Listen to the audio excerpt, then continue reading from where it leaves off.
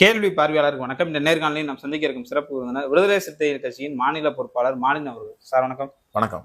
தேர்தல் முடிவுகள் வெளியாகி பரபரப்பை ஏற்படுத்தி கொண்டிருக்கு. யாருக்கும் பெரும்பான்மை கிடைக்கல. தமிழ்நாட்டில் விசிக சொன்ன மாதிரியான ஒரு கூட்டணி ஆட்சி அமைய போகிறது. அண்ணா காலத்துக்கு பிறகு 2006 ஒரு கூட்டணி ஆட்சி அமைவதற்கான வாய்ப்பு இருந்தாலும் காங்கிரஸ் உள்ளிட்ட பாமக உள்ளிட்ட கட்சிகள் கலைஞர் ஆட்சியை தொடரட்டும் அப்படின்னு சொல்லிட்டு கூட்டணி மந்திரி சபை கேட்கல. தற்போது விஜய் அவர்களுடைய இந்த அமைச்சரவையில் கூட்டணி ஆட்சி தான் என்ற மாதிரி பல்வேறு கருத்துக்கள் கூட வர இருக்கிறது. விசிக உள்ளிட்ட கம்யூனிஸ்டுகள் காங்கிரஸுக்கெல்லாம் கடிதம் கூட தாவேக்கா கொடுத்துருக்காங்க. எப்படி பாக்குறீங்க சார்? 2026 சட்டமன்ற தேர்தல் என்பது தமிழ்நாட்டு அரசியலில் ஒரு அதிர்விலையை உண்டு பண்ணியிருக்கு. நம்ம நினைச்சு பார்க்காத முடியாத ஒரு வாக்கு சதவீதத்தை, ஒரு வெற்றியை தவேக தலைவர் விஜய் அவர்கள் பெற்றிருக்கிறார். முதலில் அவருக்கு வாழ்த்துக்கள். ரெண்டாவது தொங்கு சட்டமன்றம் அப்படின்ற பேச்சு இருக்குல்ல, அது அவர் எண்ணிக்கையில வேணா கம்மியா இருந்து ஒரு 20 சீட்டு 10 சீட்டு குறைச்சிருக்கலாம். அதெல்லாம் தொங்கு சட்டமன்றம்னு சொல்லலாம். ஆனால் அவருக்கு பின்னாடி ஒரு இயக்கம் இயக்கிட்டு இருக்கு அவரை. தவேக தலைவர் விஜய் அவர்கள் இயக்குதுன்னா எங்க இருந்துன்னு சொல்ல வரீங்க? வழக்கம் போல பாஜகவை சொல்றீங்களா? ஆமா, பாஜக தான். ஏன்னா அவர் வந்ததுக்கே பாஜக தான் காரணம். எல்லாத்துக்குமே தெரியுமே. அதிமுகவை சொல்லிட்டு இருந்தீங்க, இப்போ பாஜக இங்க விசிக தலைவரை வேற மாதிரி சொல்றாங்க. தமிழ்நாட்டு அரசியலில் திராவிட கருத்தியல், அம்பேத்கர் கருத்தியல், பெரியார் கருத்தியலை வீழ்த்தணும் ஒரு பார்வை இங்க பாஜக RSSக்கு ஒரு செயல் திட்டமாவே இருக்கு தமிழ்நாட்டுல. அவங்களும் பல்வேறு இடங்கள்ல முட்டி மோதி பார்த்தாங்க. அதெல்லாம் தமிழ்நாட்டில் நீங்க வட மாநிலங்களை தான் பிள்ளையார், அந்த பிள்ளையார் சுத்தியை ஒட்டி, விநாயகர் சுத்தியை ஒட்டி பிள்ளையார் சிலை வச்சு கும்பிடுவாங்க. அதை தமிழ்நாட்டுக்குள்ள கலாச்சாரமா கொண்டு அதை ஒரு கொண்டாட்டமா உருவாக்குனதே RSS தான். அது யாருக்கு எதிரானா திராவிடத்துக்கு எதிரா, புரியுதுங்களா? அப்போ ஒரு செயல் திட்டத்தோட RSS செயல்பட்டு இருக்கு. அந்த செயல்பட்டத்தின் ஒரு வடிவமாக தான் இன்னைக்கு தாவேகா இருக்கு, விஜய் இருக்காரு. இந்த 2020 சட்டமன்ற தேர்தலில் இவர் கூட்டணி ஆட்சியை கொடுக்கலாம், இல்ல நல்ல ஆட்சியை கூட கொடுக்கட்டும், அதுல மாற்று கருத்துலாம் கிடையாது. ஆனால் எனக்கு இருக்கிற ஒரே அச்சம்லாம் என்னன்னா, திருப்பரங்குன்றத்துல மீண்டும் தீபம் ஏத்துவாங்களா, ஏத்துன இடத்துல ஏத்துவாங்களா, இல்ல புதுசா ஒரு இடத்துல ஏத்துவாங்களா? நீதிமன்றமே உத்தரவு கொடுத்துட்டாங்களா அந்த பழைய இடத்துல? இல்ல, மீண்டும் நீதிமன்ற உத்தரவு வருதான். நாளை மறுநாள் வருது போல நீதிமன்ற உத்தரவு வருது. அப்ப நாம இது ஒரு அச்சமா இருக்கும். ரெண்டாவது, இங்க பல்வேறு நெருக்கடிகளை பாஜக அரசின் மூலம் தமிழ் சமூகம் முன்மொழி கொள்கை திட்டமா இருக்கட்டும், பல்வேறு திட்டங்களால ஆபத்துல இருக்கும். இதெல்லாம் இப்படி எதிர்கொள்ள போறாருன்னு பார்க்கணும் விஜய். ஏனென்றால் இதற்கு முன்னாடி இருந்த திராவிட முன்னேற்ற கழக அரசு, இல்ல அண்ணா திராவிட முன்னேற்ற கழக அரசு, இவர்கள் ஒரு கோட்பாடு கொள்கைகளோட அதை எதிர்த்தாங்க. விஜய்கிட்ட நம்ம வெறுமனே அம்பேத்கர், பெரியார், காமராஜர் படம் போட்டிருக்காங்க, அஞ்சலிமால் வேலுநாச்சியார் படம் போட்டிருக்காங்க, அதனால விஜய் சரியான அவர் அப்படின்னு பாக்குற பார்வைங்கிறத நான் இன்னும் புரிஞ்சுக்கல நினைக்கிறேன். அவர் செயல்படணும். அவர் ஓராண்டு 2 ஆண்டு ஆட்சி செயல்பட்டாதான் அவருடைய நடவடிக்கை என்ன தெரிஞ்சுக்க முடியும். அதற்கு முன்னாடி அவர் நல்லாட்சி தருவார்லாம் சொல்ல முடியாது, சர்டிபிகேட் தர முடியாது. ஏன்னா அவ்வளவு நெருக்கடியான சூழலில் தமிழ்நாடு இருக்கு, புரியுதுங்களா? அப்ப தொங்கு சட்டமன்றம் வந்தா அது யாருக்கு லாபம்? அது RSS, பிஜேபி போன்ற அமைப்பினுடைய தொடர்பு கட்சிக்கு தான் லாபம். இப்ப லைவா போயிட்டு இருக்கு என்னன்னா, அதிமுகவுடன் பேச்சுவார்த்தை அப்படி போயிட்டு இருக்கு. இல்ல, அதான் நிலையான ஆட்சியை கொடுக்க முடியும் அவங்களால. பெரும்பான்மை அப்புறம் நீங்க திமுக கட்சி கூட்டணியில் இருக்க கட்சிகளுக்கு ஏன் கடிதம் கொடுக்குறீங்க, கடிதம் அனுப்புறீங்க தாவேக்காக்கு ஆதரவு கொடுங்கன்னு சொல்லி? இது என்ன மனநிலை? ஒரு பக்கம் புஷியானதை விட்டு நீங்க பேசிக்கிட்டு இருக்கீங்க அதிமுகவோட, ஒரு பக்கம் மற்ற கூட்டணி திமுக கூட்டணி கட்சிகளுக்கு ஆதரவு நீங்க இருக்கீங்க. இது என்ன வேலை? இதுதான் RSS பிஜேபி வேலை. எப்பவுமே என்ன செய்யணும், ஒரு பக்கம் குழப்பத்தை உண்டு பண்ணிக்கிட்டே இருப்பாங்க. அப்ப இந்த குழப்பம் என்பது இப்பயே நீடிக்குதுன்னா இவர் எப்படி நல்லாட்சி தருவார் என்ற நம்பிக்கை எனக்கு ஏற்படும். எனக்கு தான் ஏற்படும் சொல்றேன் சார். அப்படி பார்த்தோம்னா நம்ம உங்களுக்கு தெரியும் கூட்டணி பேச்சுவார்த்தை இங்க திமுக கூட்டணியில பிரதான கட்சிகள் பேச்சுவார்த்தை நடக்கும்போது தேமுதிக மறைமுகமா சந்திச்சாங்க திமுக. தாவேக்கா அப்படி இல்ல, வெளிப்படையாதான அறிவிப்பு இது பண்றாங்க. இல்ல, வெளிப்படையான ஆபத்தான பேசிடக்கூடாதுல்ல. நீங்க இங்கிட்டும் கடிதம் கொடுக்குறீங்க, இங்கிட்டும் பேசுறீங்க. புஷியானதை விட்டு பேசிட்டு இருக்காங்க, இப்ப பேசிட்டு இருக்காங்க, எல்லா சேனல் லைவ் போயிட்டு இருக்கு. அப்ப நம்ம இதை எப்படி பாக்குறோம்? ஒண்ணு. ரெண்டாவது நான் ஒரு உண்மையை சொல்ல ஆகணும். என்னன்னா, 1990 தொடக்கத்துல புரட்சியாளர் அம்பேத்கருடைய 100 ஆண்டை ஒட்டி இந்திய அளவில் தலித் எழுச்சி ஏற்படுது. தலித் மக்களுடைய எழுச்சி அம்பேத்கர் நூற்றாண்டுல ஒரு பெருவாரியான எழுச்சி உருவாகுது. அதே காலகட்டத்துல தான் தமிழ்நாட்டுல தமிழ் தேசிய அரசியலும் சூடு பிடிக்குது. ஒரு பெரிய அரசியலை கட்டமைக்கப்படுது இங்க தமிழ்நாட்டுல. அப்ப 1991 ராஜீவ்காந்தி படுகொலை நடக்குது. ராஜீவ்காந்தி படுகொலைக்கு பிறகு இந்திய உளவுத்துறை தலித் அரசியலையும், இந்தியாவில் தலித் அரசியலையும், தமிழ்நாட்டில் தமிழ் தேசிய அரசியலும், பிற மாநிலங்களில் நடக்கிற மாநில சுயாட்சி உரிமை, மாநில உரிமை போராட்டங்கள், அந்த மாநிலத்துக்குள்ள நடக்கிற ஆயுத போராட்டங்கள், நக்சல்பாரி போராட்டங்களை மிக மோசமா வீர்கொண்டு கருவறுக்கப்படுது. பல்வேறு புரட்சி இயக்கங்கள் இன்றைக்கு காணாம போயிடுச்சு. பல்வேறு தமிழ் தேசிய விடுதலை இயக்கங்கள் காணாம போயிடுச்சு. தலித் இயக்கங்கள், அமைச்சரவையில் இருந்த தலித் இயக்கங்கள் காணாம். முதலமைச்சராக இருந்த அண்ணன் அம்மா மாயாவதி, பிஎஸ்பி, பகுஜன் சமாஜ் கட்சி காணாம். இன்றைக்கு தமிழ்நாட்டில் இருந்த தலித் இயக்கங்கள், பெருவாரியான தலித் தலைவர்கள் காணாம். இதெல்லாம் என்னன்னா, இந்திய உளவுத்துறை திட்டமிட்டே தலித் மக்களுடைய எழுச்சியை மறைமுகமாக ஒரு செயல் திட்டமாக அழிச்சிருக்கு. இதற்கு முழுக்கம் பின்னணி யாருன்னா RSS, பிஜேபி. நீங்க 84, 82ல 2 நாடாளுமன்ற உறுப்பினர் இருந்ததா பிஜேபி. இன்றைக்கு எப்படி ஆட்சி பிடிச்சாங்க புரியுதுங்களா? தமிழ்நாட்டில் ஒரு சட்டமன்ற உறுப்பினர் வர முடியாது. இன்றைக்கு 25க்கு மேற்பட்ட இடங்களை போட்டி போடுறாங்க. எப்படி வந்தாங்க? அப்ப இவங்க நோக்கம் என்ன? இன்றைக்கு நீதித்துறை, இன்னைக்கு அதிகமான RSS பார்ப்பனர் நீதித்துறையில் இருக்காங்க. அதிகமாக தலைமைச் செயலகத்தில் யார் இருக்கா? RSS காரர் இருக்காங்க. அதிகாரிகள், மாவட்ட அதிகாரிகள் யார் இருக்கா? RSS காரர் இருக்காங்க. அப்ப இது ஒரு செயல் திட்டமாவே இந்திய அளவுல கொண்டு நிப்பாட்டி இருக்கு. இது யாருக்கு எதிராக நிப்பாட்டி இருக்குன்னா, ஒடுக்கப்பட்ட விளிம்பு நிலை மக்களுக்காக நிப்பாட்டி இருக்கு. சூத்திரன் சொல்றோம்ல, பிற்படுத்தப்பட்ட மக்கள், அவர்களுக்கு எதிராகவும் நிக்கிறான். இன்னைக்கு பெரிய ஒரு ஆபத்தான நெருக்கடியில் நிற்கிறான். இப்படிப்பட்ட ஆபத்தான சூழல் நெருக்கடியில தான் இந்திய உளவுத்துறை இளைஞர்களை, குறிப்பா மாணவர்களை, குழந்தைகளை மூளை செலவு செய்யணும்ன்றதுக்காண்டிதான் இந்த சமூக ஊடகங்கள் ஒன்றை உருவாக்குறான். இந்த சமூக ஊடகங்கள் நாம நினைக்கிறோம் நம்மளுடைய அன்றாட செயல் திட்டங்களை, செயல்பாடுகளை பதிவு செய்யறோம்னு சொல்லிட்டு. அது கிடையாது. இப்ப நம்ம ஒரு அம்பேத்கர் போட்டா பதிவு ரீச் ஆகாது. ஆனால் அவன் ஒரு செயல் திட்டத்தை போட்டானா அது அதிகப்படியா பார்க்கிற பார்வையாளர் கூட்டுது. இது முழுக்க மத்திய அரசு, மத்திய உளவுத்துறை இதை திட்டமிட்டு செஞ்சுதான் இன்றைக்கு தமிழ்நாட்டின் மக்கள் மூளைகளை, குறிப்பா பெண்கள் மூளைகளை, குழந்தைகள் மூளைகளை, மாணவர்கள் மூளைகளை, முதல் தலைமுறை வாக்காளர் மூளைகளை செலவு செஞ்சுதான் இன்னைக்கு விஜய் இந்த இடத்துக்கு வந்திருக்காரு. இல்லைன்னா யாருமே எதிர்பார்க்கலையே. விஜய் வரும் எதிர்பார்த்தோமா? விஜய் அதிகாரத்தை நோக்கி நகர்வா? நானா ஒரு 10 சீட்டு வருவாங்க, 5 சீட்டு வருவாங்க நினைச்சேன். ஆனால் ஒரு மிகப்பெரிய மூல செலவை இங்க நடந்திருக்கு. விஜய் வந்தா இங்க பெரிய மாற்றத்தை கொடுத்துருவாரு. சாதி உடனே ஒளிஞ்சு போயிடும், பெண்கள் மீதான பாலியல் குற்றங்கள் குறைஞ்சு போயிடும், அவர் வந்தா உடனே தூக்கு கொடுத்துருவாருங்க. இல்ல, இன்னைக்கு பேசிக்கிற டயத்துல இன்னைக்கு ஒரு 10 வயசு சிறுமிக்கு பாலியல் தொல்லை கொடுத்த தாவேக்காரன் கைது பண்ணிருக்காங்க. ஆமா, ஒரு வட்ட செயலாளர் பார்த்தேன், நானும் பார்த்தேன். அப்ப நான் என்ன சொன்னேன்னா, நீங்க பாலியல் குற்றங்களோ, இல்ல பெண்கள் மீதான வன்முறைகளோ, இல்ல தாழ்த்தப்பட்ட மக்கள் மீதான நடக்கின்ற தீண்டாமை கொடுமைகளோ விஜய் நின்றுமா? இல்ல அவரால் 5 வருஷம் முடிச்சிருவாரா?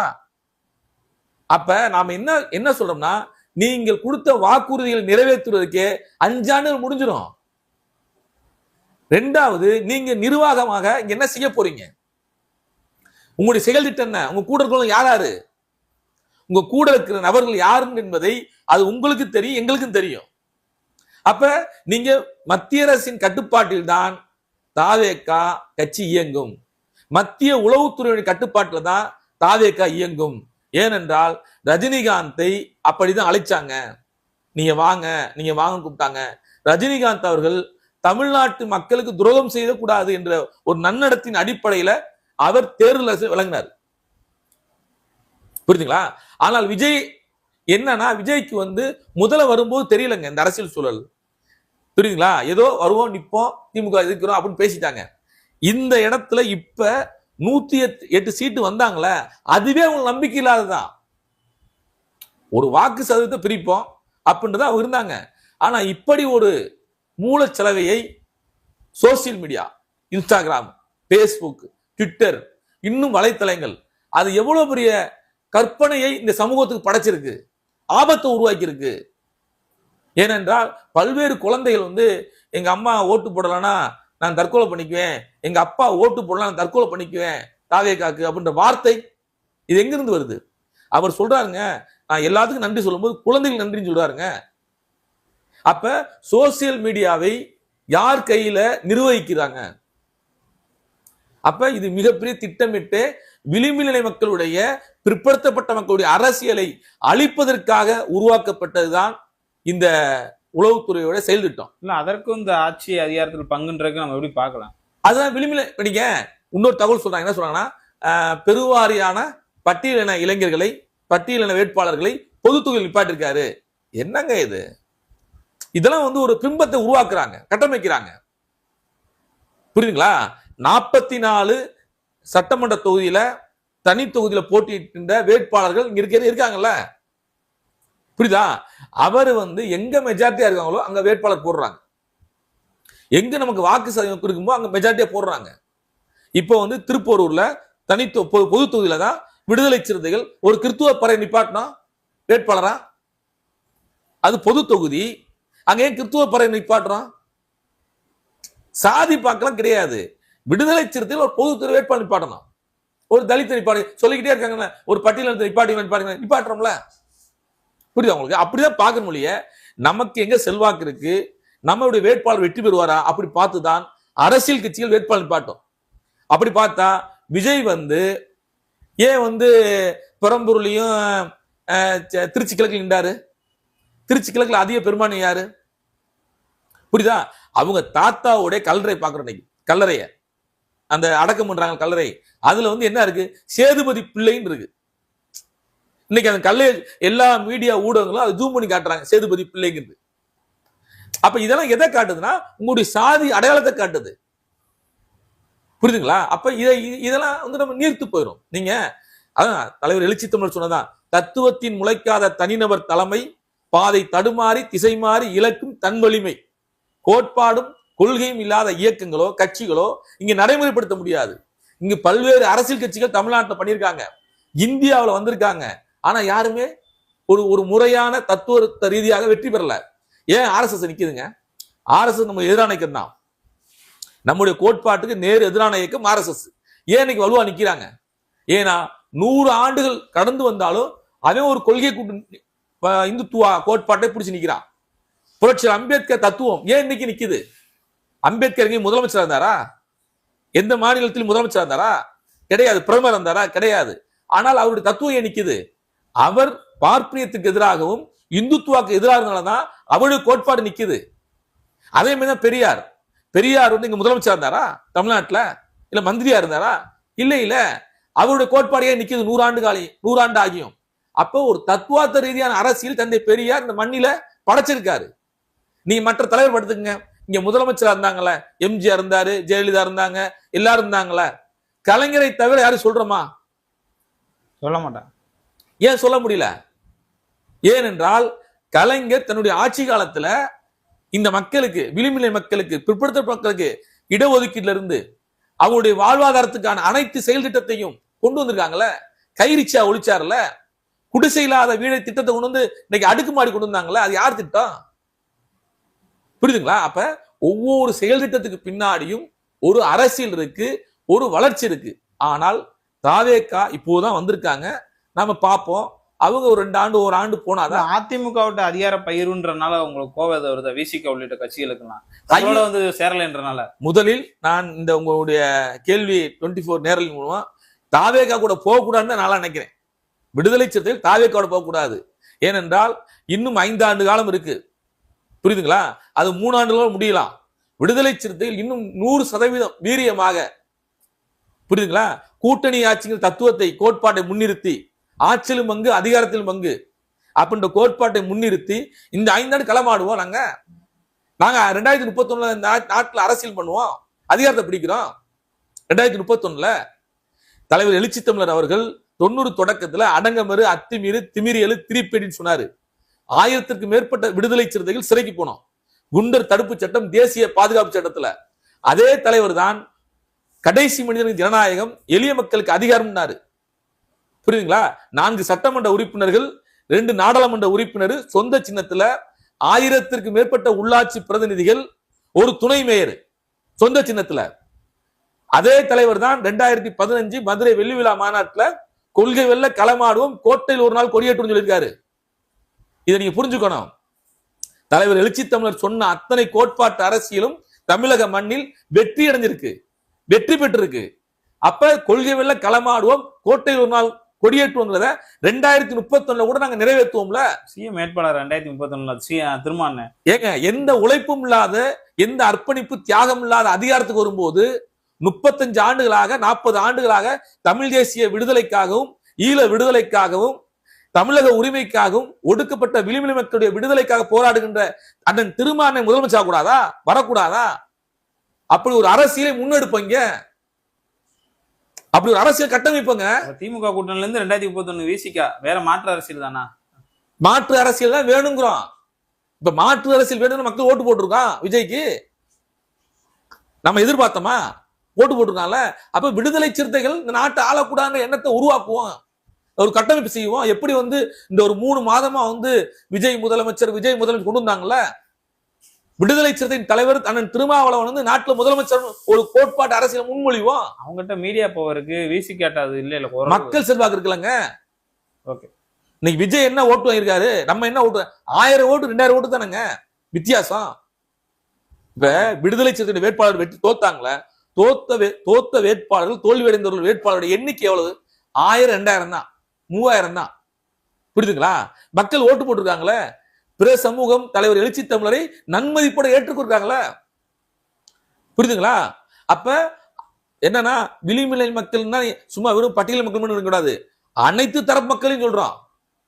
பிற்படுத்தப்பட்ட மக்கள் கூட விளிம்பிலை மக்கள் இருக்கான், அன்றாடம் காட்சி இருக்கான், உழைக்கின்ற மக்கள் இருக்கான், கூலி இருக்கான். அப்ப அவனுக்காகவும் தலைவர் எழுச்சி தமிழர் பேசியிருக்காருல. 2 வருஷம் தான் கட்சி ஆரம்பிச்சாருங்க விஜய். என்னங்க பேசினாரு, என்னங்க நடந்துச்சு? அப்ப இதையெல்லாம் ஏற்றுக்கொள்ளக்கூடிய மக்கள் விடுதலை சிறுத்தையும் ஏற்றுக்கொள்வார்கள், விடுதலை சிறுத்தை அரசியலும் ஏற்றுக்கொள்வார்கள். ஓகே சார், நன்றி. நன்றி நன்றி.